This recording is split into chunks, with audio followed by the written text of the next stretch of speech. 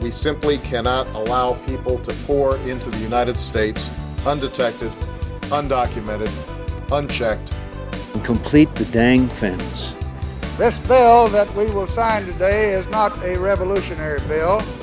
Cast down your bucket where you are. We come from France. And I am, adamantly against illegal immigrants. They're coming in by the thousands, just unbelievable. A wall is an immorality. Who are you rooting for? Those masters of the universe are at it again. You maniac! You blew it up! Welcome to Parsing Immigration Policy, the podcast of the Center for Immigration Studies. My name is Mark Krikorian, Executive Director of the Center. And today we're going to talk about something we've talked about some in the past, and this is the H-1B issue, but more broadly also just skilled immigration. What does that mean? What are the mechanisms we have now? What are the problems with those mechanisms? Are there ways to make them better or different ways of doing it?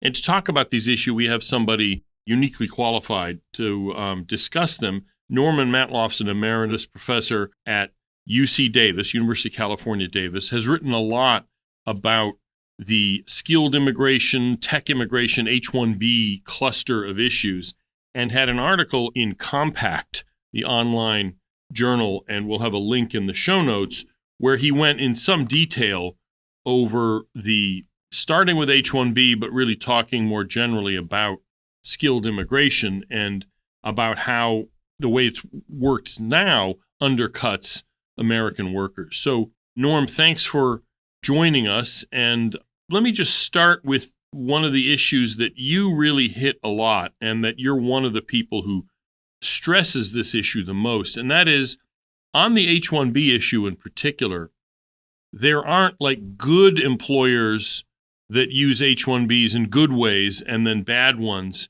in bad ways. In other words, the good ones supposedly are the big name brand tech companies like Intel and Microsoft and Google. And then the bad supposed users of H-1B are the body shops, the rent-a-programmer staffing companies. And I just wondered if you could sort of talk a little bit about why they're not really that different from one another, at least in the harmful effects they have on Americans. Well, actually, I would argue that the Intels and the Googles are actually worse. Okay, well. The problem is that, some time ago, people who are critical of H-1B hit on one aspect and really focused on that, which was, as you said, the body shops. Some of the abuses that they identified were replacing Americans by H-1Bs and even forcing the Americans to retrain their replacements, their foreign replacements. Right. Yeah, that's certainly attention getting, but unfortunately that started things off on the wrong foot, in my view, because the broader problem is the Intels and the Googles. The Intels and the Googles generally don't engage in that kind of behavior of replacing Americans by H-1Bs and having them retrain the replacements. So they don't have that dramatic aspect to them.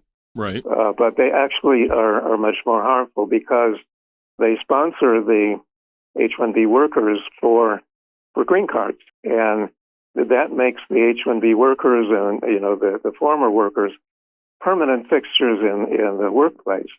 So, you're really artificially expanding the labor force in the tech areas. And, obviously it's a bad thing.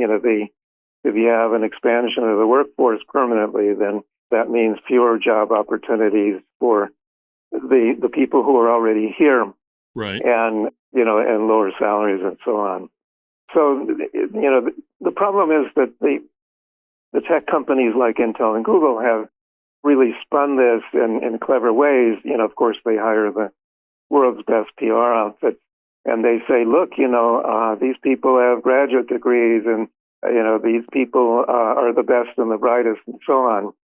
And the fact is they're not. Only a small percentage are the best and the brightest. And I very strongly support, paving an easy immigration pathway for the best and the brightest, but we're talking about a very small number of people. Right. And so what happens is that a foreign student will come to an American school, often a second or third rate one, get a master's degree, and that master's degree might actually be no better in quality than a good bachelor's degree at a better university. And then find some employer somewhere, it doesn't have to be Google or Intel, that's willing to sponsor them for a green card. Right. And then the employer says, oh, gee, we really tried to find Americans to fill this job, but we couldn't. Of course, it's all fake. They put in barriers or whatever, artificial requirements. And anyway, at the end of the day, the green card is approved, and this person now becomes a permanent fixture in the labor market.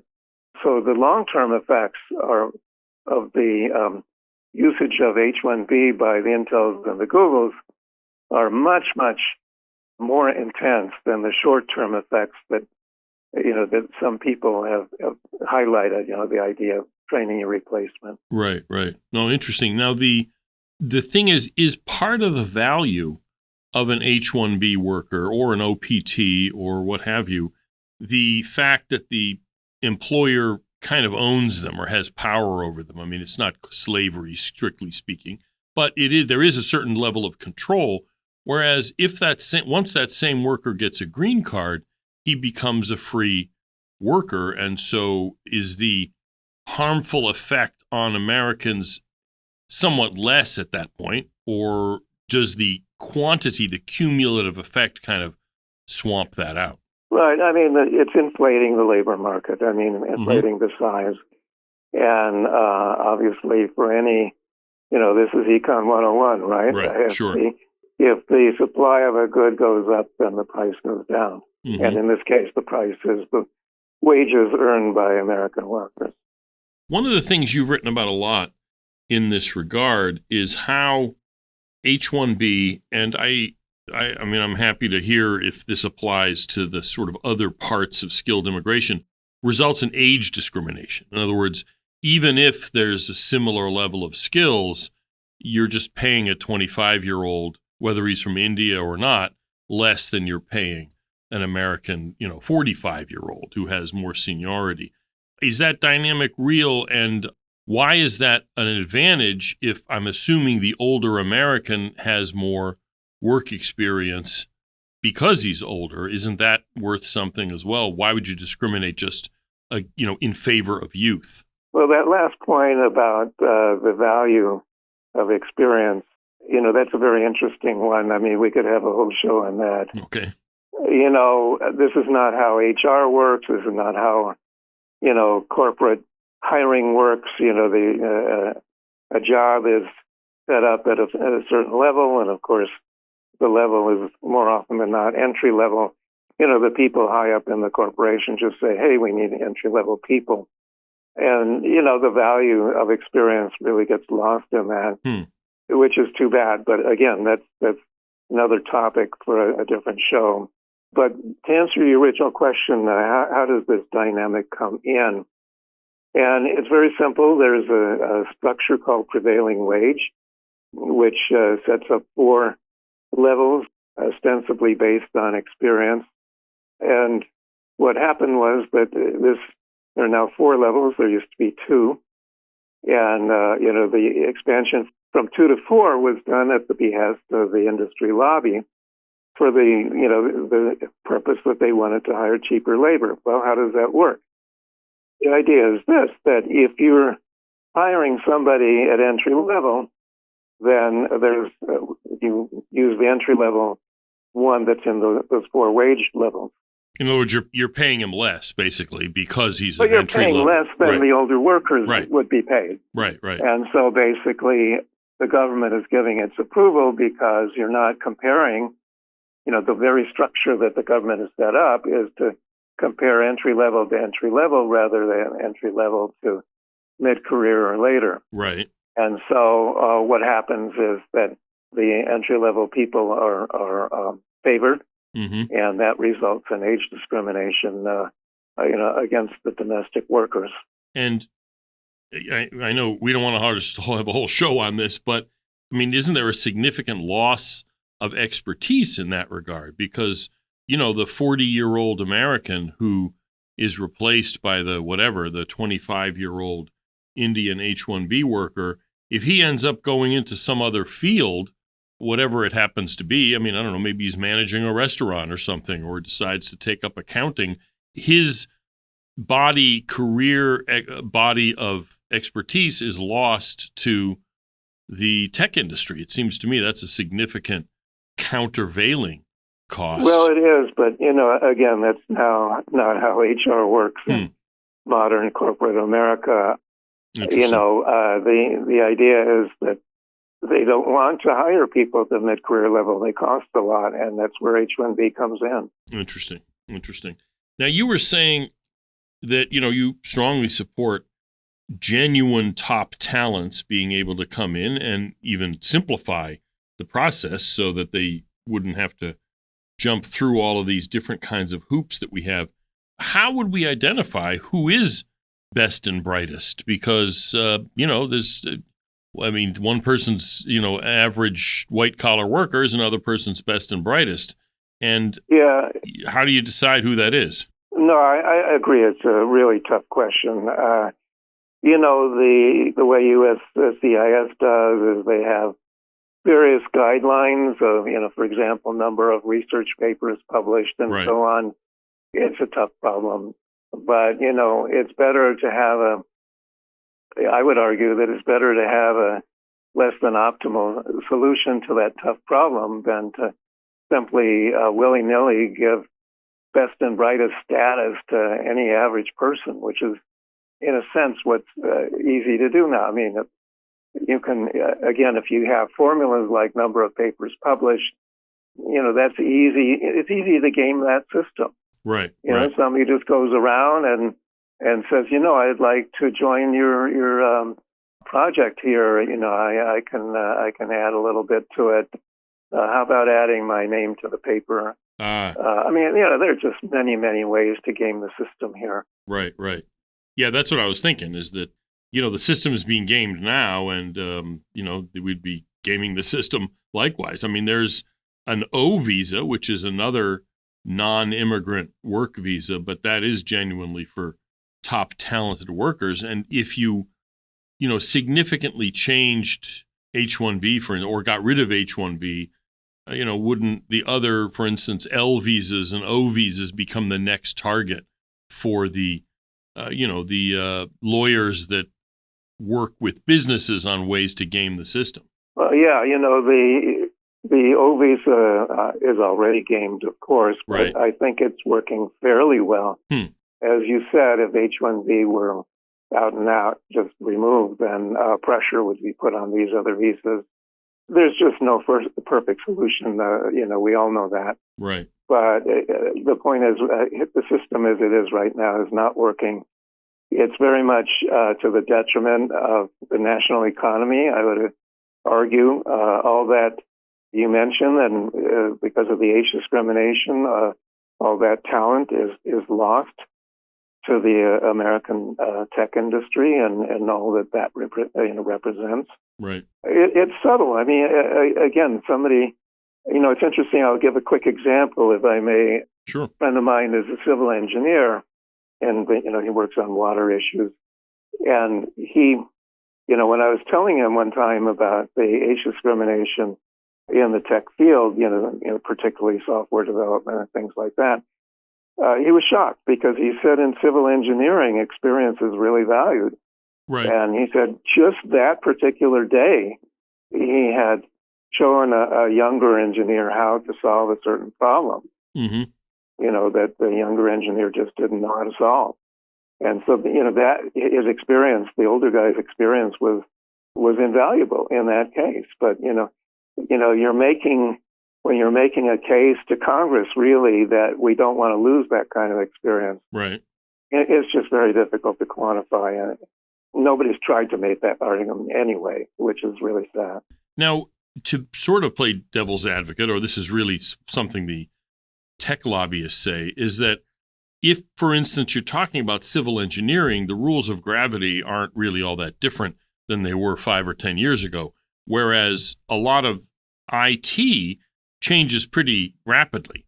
I don't know if you talked about that in the compact piece, but I remember reading elsewhere you're talking about how, saying that the latest program is required or the latest programming language is required is another way of weeding out mid-career people, except that they could, learn those things relatively easily. They're not that different.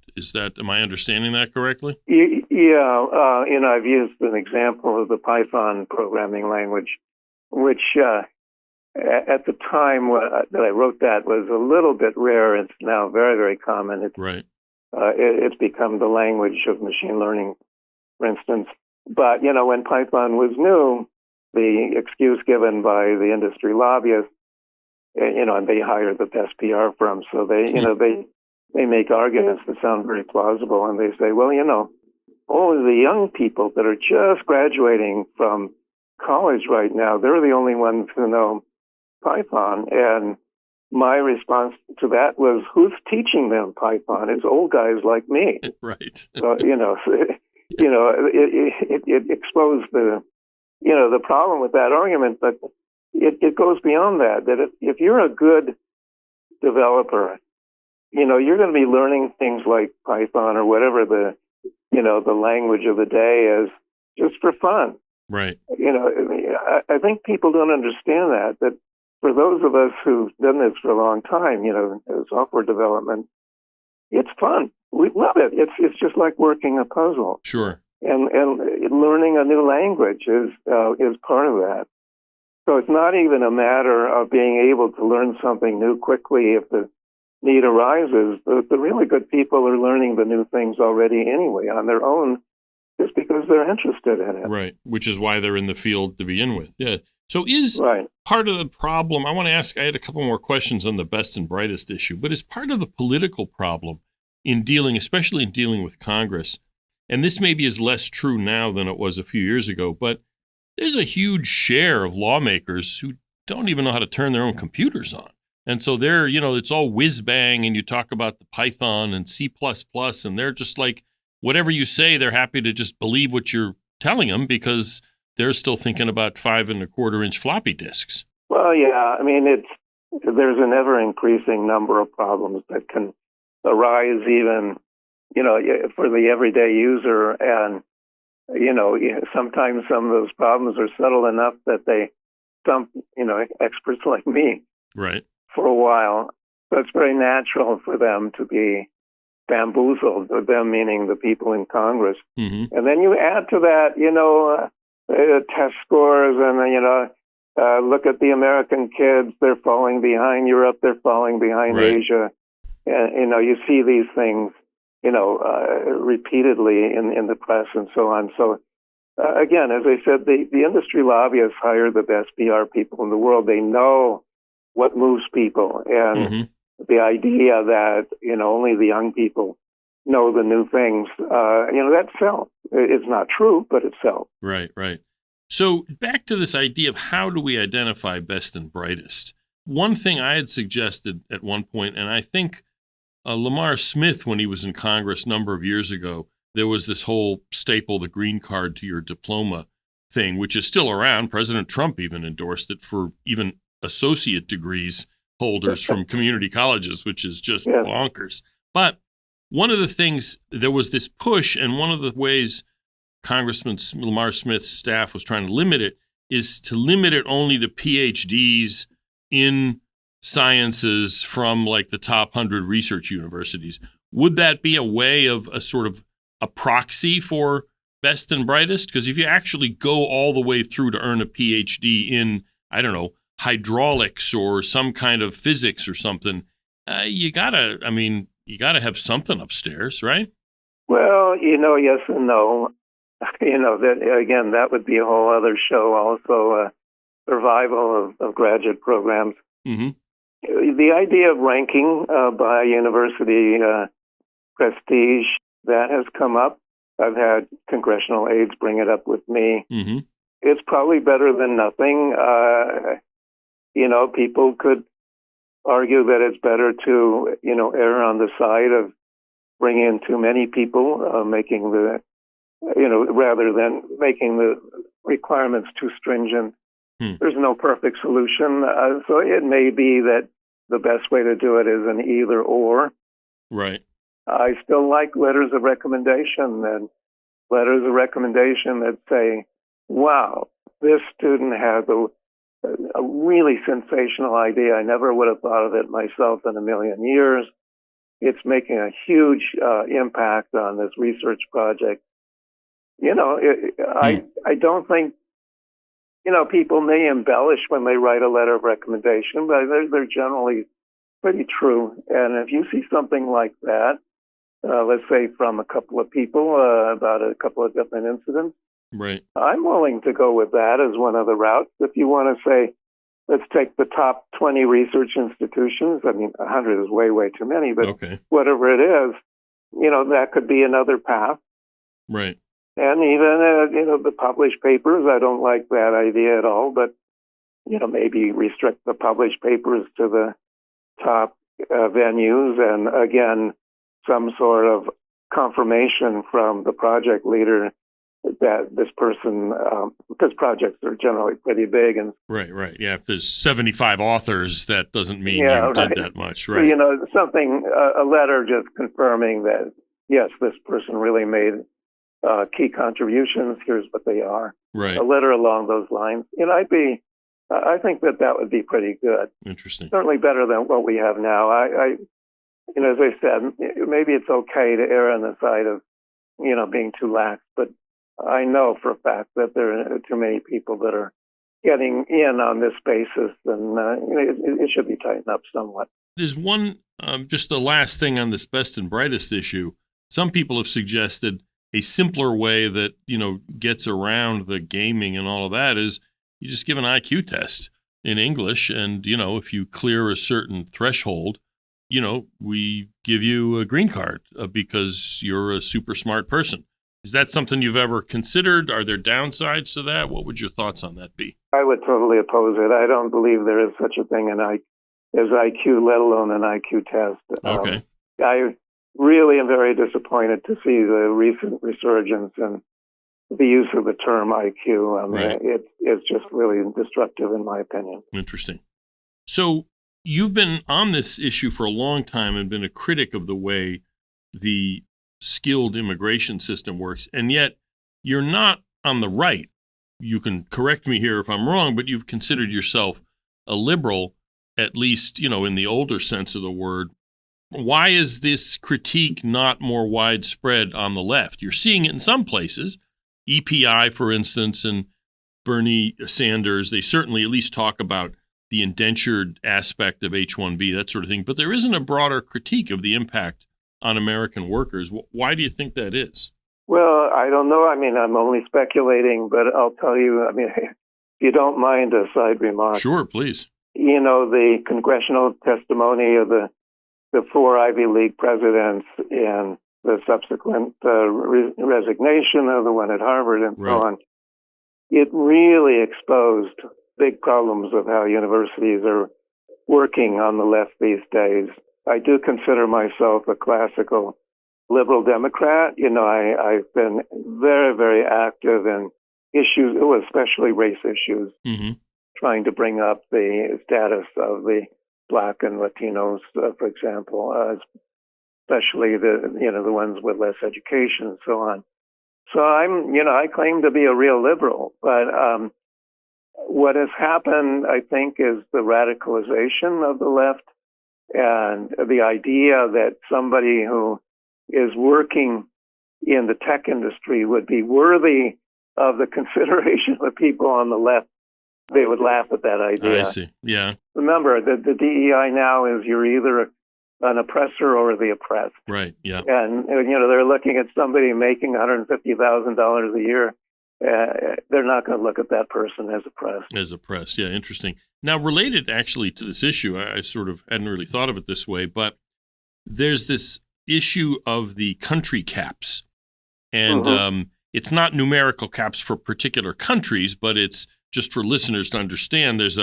No country is supposed to get more than a certain percentage of green cards in order to maintain diversity. And there's been a push by Indian activist groups because there's such a long queue, a long waiting list for people on H-1B visas, especially to get a green card, that there's been a push to lift or eliminate the per country caps. And the contention, I mean, it's just the math is that if that happens, Indians especially, but also Chinese, would end up dominating the immigration flow for quite a bit. In other words, dramatically reduce diversity. Is that something you've weighed in on? What are your thoughts on that per country cap Well, issue? yeah, it's really a very serious issue, and you really have to sympathize with the Indians who've been waiting forever in that queue. Right. I mean, they've been led on, basically, by our policy. Well, they have. They've been led on. I want to get to that point in a minute, but I really want to just finish this point about there is a legitimate issue there. Right. They've been trapped in this queue for a long time. Particularly worrisome problem is that their children have aged out. Right. Once they reach 21, they're no longer eligible, even when the parents do get the green card. So the point is that that's been a major issue for them, and you can't help but sympathize with them. So, on the other hand, they have been led on because the program has been too lax. It's been too generous. Right. If the program, meaning the green card for tech workers, if that program were handled properly, it would be much smaller. And the country caps wouldn't be hit. Right. They're hit because the program is oversubscribed. So, that's the solution, is basically just start administering this program like it ought to be. Don't allow so many green cards. I mean, that's just it. In sponsoring, let's say, some engineer for a green card, the employer has to certify, quote unquote, that no Americans are available to fill the job. Right. And of course, there are all kinds of ways to circumvent that. Of course. One of which is the way we already mentioned, the overqualification that somebody, you're talking about entry level, and somebody who has 20 years experience applies, they're overqualified. Now, technically, the USCIS cannot say somebody is overqualified and reject them. The employer cannot do that. Right. But, in practice, I think that does happen. Just there's self-selection, among other things. You see a job there, and it's open to entry-level people, and then you say, well, let's see when Americans apply, and lo and behold, very few experienced Americans apply. Well, no wonder. Yeah, right. Because the job was tagged as entry-level. So, again, there are all kinds of ways around that. So, the process, the green card process, is very badly flawed. And again, if it were not so liberal, we wouldn't be hitting those country caps. Right. Those people from India wouldn't be waiting so long. It seems like there's a germ of a compromise there. In other words, it's a kind of you flush people in the queue, but only as part of a reform of the system that tries to prevent it from that problem from arising again in the future. Yeah, no, I've called for that. I've called for a one-time flushing of the queue. As you put it, it would be a big shock to the system. It would. Yep. But, it may be the best of a bunch of bad alternatives. The last thing I wanted to ask about is to go sort of more upstream, I guess, of this issue and ask about the large-scale admission of foreign students in the first place, many of whom then go on to OPT and H-1B and et cetera. Are we admitting too many foreign students? Should we be handling that differently so that downstream consequences are less problematic? What are your thoughts on that? Right. Okay. It's interesting. Years ago, I was talking to the Dean of Graduate Studies at my university. He was talking about the chemistry department. Right. And he frankly told me that they were admitting a number of pretty weak foreign students to their graduate program, but they had to do so because, quote, they need the bodies, quote unquote. They need the people to staff the lab experiments and so on. Mm-hmm. And, there's a lot of truth to that. And so the question is really, why are not Americans filling those positions? And the fact is that the foreign student programs give American graduate programs an out. They don't have to actively recruit Americans for the grad programs because they can so easily get them from abroad. Right. Now, in terms of quality, the last time I was involved in graduate admissions, I did it for many years. I was director of our graduate admissions program, but I did it briefly about 2 years ago. And, the real problem is that we get a ton of applicants that we know nothing about. They're from a school in India that we know nothing about. Mm-hmm. There are 3 letters of recommendation that, don't say much, just very bland. Right. They don't say anything, like I was saying a few minutes ago, about the creativity or whatever. You just don't see a letter of recommendation that says, this student got consistently high scores on all of my exams. You just don't see that. Right. In fact, in China, by the way, it's commonplace for the professor to ask the student to draft their own letter. And then interesting. The professor will sign it if it's not too outlandish. So, the bottom line is that these letters of recommendation are non-informative. The transcripts are non-informative because we know nothing about the school, that these applicants are coming from.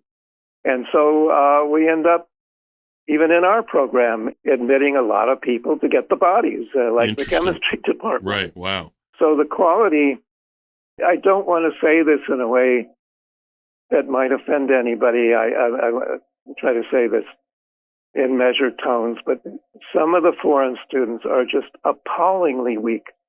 Some of them are brilliant. Right, of course. Some of them are shockingly brilliant. They just knock you over. And, we should do everything in our power to give them a fast path to a green card. But there are a lot of really, really weak ones. And at the point of application, there's just no way to identify them. That's interesting. I mean, it seems like if there were like numerical caps on the number of foreign students, because there is unlimited now, and like a percentage cap per institution or something like that, there would be much more incentive to try to discern who the real talented foreign students are and who aren't. Well, yeah.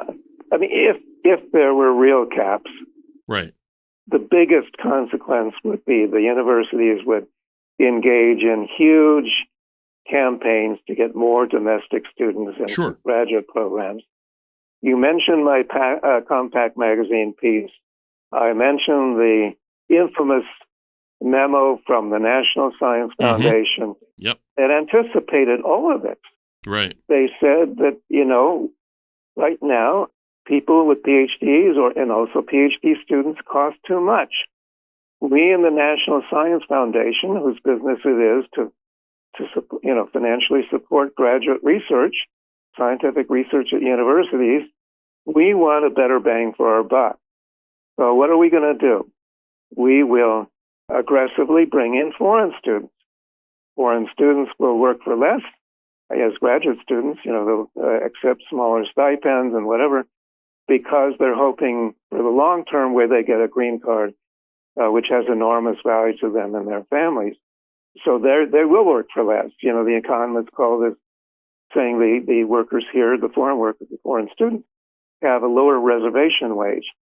Right. And then the NSF went on to say, the Americans, on the other hand, will be turned off. They won't go to grad school. This was all said in 1989. Mm-hmm. The H-1B work visa was enacted the next year, 1990. And the projection by the NSF was exactly right. Yep. That's the way we have it today. So again, let me just go back. Maybe I've said a little bit too much on this, but really, this is a key issue. The American universities have to more aggressively recruit domestic students.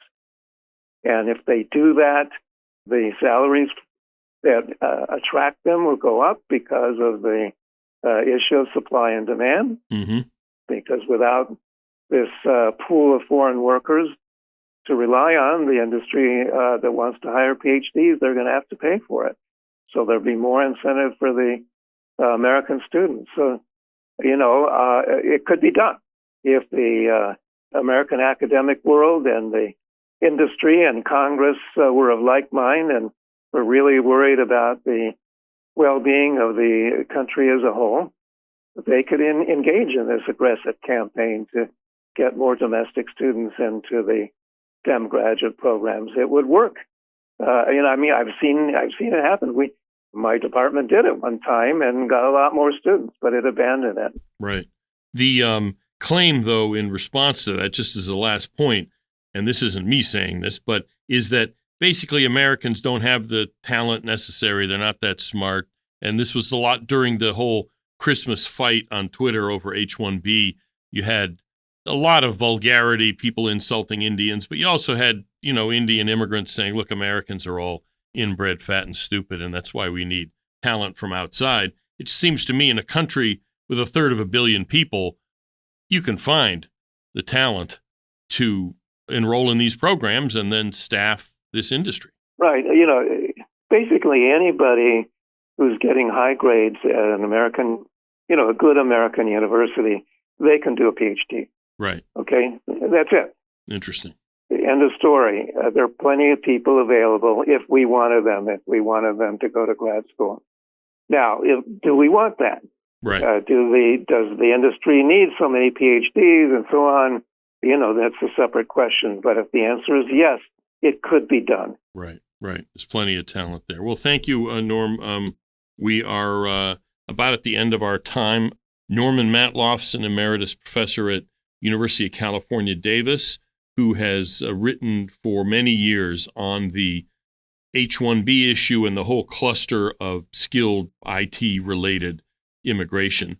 And thanks for joining us. We're going to link in the show notes to your compact article. And thanks for taking the time to talk to us. And this issue is obviously not going away, so I'm hoping you'll jump back in as you did with this recent article and keep this debate going, because you've got a lot to say on this that just isn't, that nobody else really is talking about. So anyway, thanks, Norm, and all the best.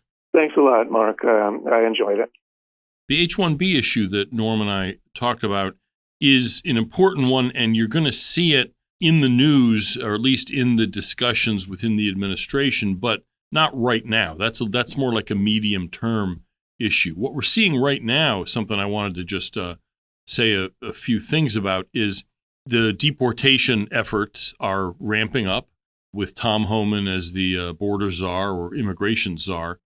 And one of the bottlenecks, one of the challenges is, what were they going to do with all of these people? Because detention space has been reduced dramatically under the Biden administration. The people running immigration for Biden did not believe in immigration detention. They were opposed in principle to detaining anybody for immigration purposes. Not, if the person's serving a sentence for a prison term, that's a different thing. It may not be for that either. But as far as immigration detention, to hold on to somebody to make sure that you have them in hand when you need to return them, don't have to go looking for them and may not find them at all. So detention's essential, detention space and capacity. And then where are you going to send people? And the administration has sort of solved both of those problems. The second one being, what if countries are obstructing the return of their own citizens? So the two issues, where's detention space and what do you do with people whose home countries are not cooperating? This administration has taken a pretty aggressive stance against, because it is one of the important roadblocks or bottlenecks that they're facing. And we saw, I think it was last week now, I'm losing track of time, but Colombia, the left-wing president of Colombia, refused the landing rights to several plane loads of Colombian citizens that he said, they were not being treated respectfully by the U.S., something like that. Well, literally immediately upon hearing this, the president sent out a post on his Truth Social network saying that, we're immediately going to put tariffs on Colombian goods. We're introducing visa sanctions. There's also some issue that was limiting their access to the international banking system. And then the president, the last thing he said, and this is just the beginning. And so within minutes, Colombia relented, and the president of Colombia said he'd send his own plane to go and pick up people to bring them back to Colombia. So that was a useful lesson in the importance that this administration places in its relations with other countries, that they take their people back. So what we've seen this week on the both detention and return fronts is that the administration is reestablishing the migrant detention facility on Guantanamo. This isn't something they're making up from scratch. In the 90s, they held up to 25,000 Cuban and Haitian illegal aliens on Guantanamo. And what they're doing is they're reestablishing that. They sent the first plane load of people, it's just like a dozen of them there. And one of the reasons they need the facility at Guantanamo isn't just that they need more space to hold people. Yes, they do. But also that if countries, the home countries, are resisting the return of their own people, either they're flat out refusing or they're putting obstacles in the way and making it, unreasonably difficult. The Supreme Court has said you got to let people in detention that you're trying to return but can't return. You have to let them out after 6 months with, very limited exceptions. If they're, Osama bin Laden or something, you don't have to. But so the ICE ends up having to spring people who really should not be in the United States, but we're having trouble returning them. Well, if you have a facility in Guantanamo Bay, you can send people like that there at the same time as you pressure their home countries to take their own people back. And something else we saw this week was that Venezuela, of all places, has agreed to take its own citizens back. I did not expect that. I thought it would be much more difficult, but it looks like through a combination of carrot and stick, the Trump administration has gotten the Maduro government, the authoritarian government in Venezuela, to agree to take their own people back. So this is a great sign. It comes in the wake of India, which has also been a so-called recalcitrant country, reluctant to take its own citizens back, where India agreed to take its deportable people back. So the point of this is that the administration is head-on dealing with the bottlenecks in making this large-scale deportation program workable. Both detention, where you're going to hold people while you process them for return, and then also how to deal with countries that are not cooperating and are trying to, it's sort of like musical chairs. These criminals of ours are in your country and you're stuck with them now. Well, they're not. They're your citizens. You have to take them back. And until this administration came in, we, were not pursuing that. That was not a high priority, high saliency goal of U.S. policy. The president has made clear that under his administration, it is one of the top priority issues for the United States that countries take their own people back. And when we make it a top priority, given that we have the economic and military and diplomatic sway to, push our weight around, throw our weight around if we have to, we can get cooperation. And it's good to see that we have an administration that's finally putting the issue of returning people to their own country high up on their list of objectives instead of just, at the back of the line as it had been in so many previous administrations. So that's it for this week's episode of Parsing Immigration Policy. Thanks to our producer, Brian Griffith, for making this whole thing work. Thank you all for listening. And if you have any comments, complaints, suggestions, either leave them at the podcasting platform where you get this show at, or even easier, just email us at center@cis.org. And just a final note that it's free to listen to this. We have no subscription, no paywall. We're never going to have one, but it's not free to do. And so those of you who have the ability, we would appreciate if you went to our website, cis.org, and clicked on the donate button, and there's a whole bunch of ways you can help support this podcast. So until next week's episode, thanks for tuning in.